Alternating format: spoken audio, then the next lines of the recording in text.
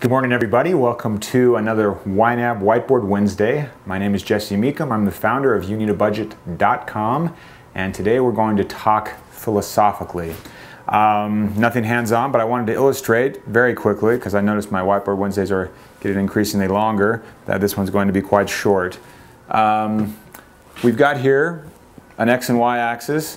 On the X axis, we have activities you can do related to managing your money, and on the Y axis, we have awareness. We are always striving to be more aware with our money.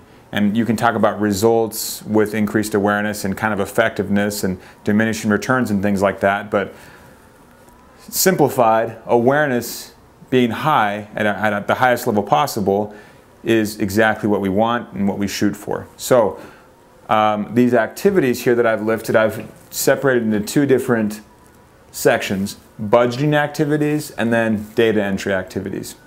And I've just kind of placed different activities on this axis in relation to how much they raise your awareness. So at the very bottom you'll have auto budgeting, where the budget based on spending that's usually automatically imported is automatically created for you.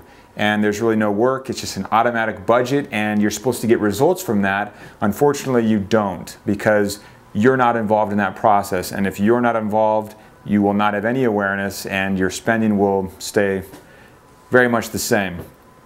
There used to be, there was a New York Times article a while back saying that people are much more likely to estimate annual budgets more accurately than they are on a monthly budget. And that's of course true, because over this entire year, you have averages that start to show themselves. So an annual budget is very easy to estimate. It's really hard to estimate in March that your transmission is going to go out, and that's what's going to cause that $2,000 repair that throws off your monthly budget. So the article was kind of misguided, because they were trying to say, oh, well, annual budgeting is superior because you're more accurate, but that does nothing for raising your awareness. And so annual budgeting, that's okay, but the awareness isn't going to really get there. And so you can see that I've placed that fairly low, just above auto budgeting actually.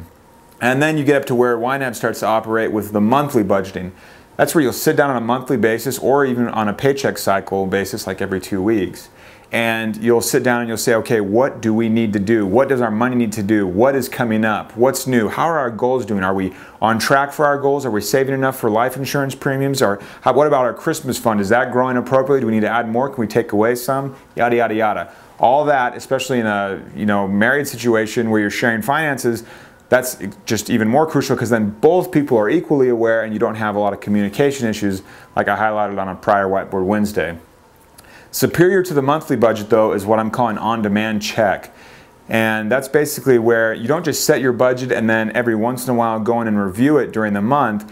You can check it on demand, and I'm kind of working on like a labs, like a YNAB labs project currently, and we've had some great help from some forum members specifically on being able to view your budget on the go. And so that's something that is kind of on the forefront of my mind, being able to view your budget on demand. So an on-demand check, that will raise your awareness even more, and you'll have a great control of your spending. And I say control of your spending, but really I'm just wanting to emphasize that you'll be able to make sure that your spending is doing the things that you want it to do. Control conveys some kind of a dictatorial relationship or something, which we don't want. Okay, on the data entry side, you have auto syncing, where you know that you can just boot up the app and it gathers all your data and then categorizes it for you. And again, you do nothing. You're not involved in the task, or you're involved very little.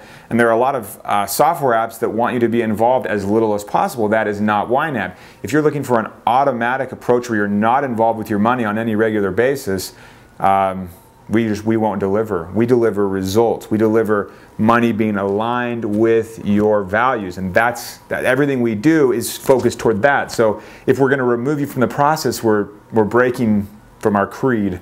The manual import is superior to auto sync, because you're having to go in, log into your bank, download the statements. This is what I personally do, and then import it and categorize it and review it. So there's definitely some involvement in the process. However, better than that is manual entry, only because with manual entry you're having to do things usually more frequently. Someone's not going to leave 25 receipts to do every 2 weeks, but you will, when you're a manual importer like myself, you will start to say, oh, well, I'll just import it, it'll be caught, I'll import it, everything will be fine. With manual entry, you don't let yourself get to that situation, so your frequency increases and that increases your awareness. So manual entry is definitely superior to manual import, which is obviously superior to the auto syncing that you do.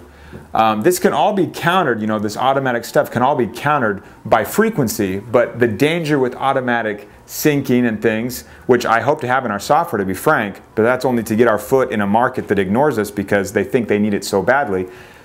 The key is the frequency. So auto sync puts you in a precarious situation where you start to think, I don't need to check my budget as often because it'll all be taken care of, and then pretty soon 6 months are gone and the whole thing's, you know, a waste of time. Superior to manual entry, though, is entry at the point of sale.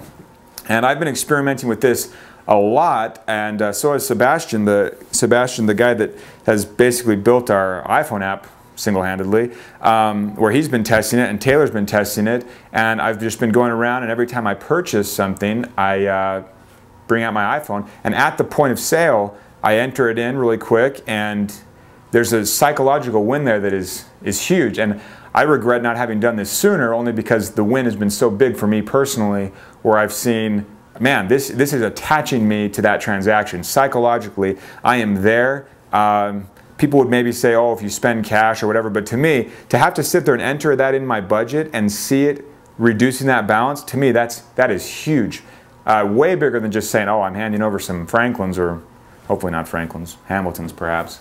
So entry at the point of sale is big, and with this iPhone app, we're hoping to be able to get there. So at the bottom of the site, you can click on YNAB plus iPhone and sign up if you haven't already signed up. We are moving toward a very limited alpha, where we'll be asking for applications, and then just slowly phasing that in. We're not going to jump into some big alpha test or beta test, but I'm kind of thinking it's cool that we're letting people in on the alpha, which is abnormal for us.